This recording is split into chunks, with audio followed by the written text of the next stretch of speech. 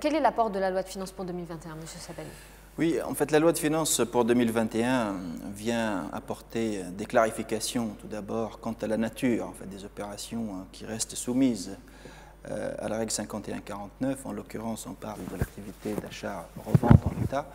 En effet, en fait, la loi de finances complémentaire pour 2020 faisait référence à une notion d'achat-revente de produits, sans préciser en fait s'il s'agissait d'importation, etc.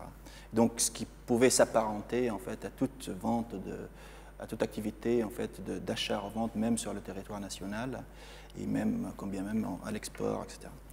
Donc, la loi de finances pour 2021 est venue clarifier les choses, donc en utilisant une autre terminologie en fait, et donc en faisant référence à l'activité d'importation de matières premières, produits et marchandises destinés à la revente en l'état, ce qui est en fait qui est conforme à l'esprit du texte depuis l'origine d'ailleurs, depuis la loi de finances complémentaire pour 2009.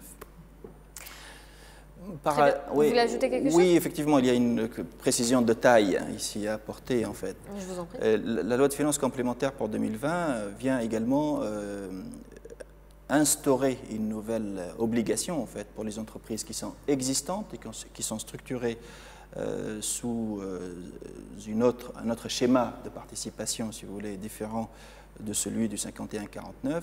Et donc, cette obligation consiste à les obliger à se conformer à cette règle, et ce, avant le 30 juin 2021. Et justement...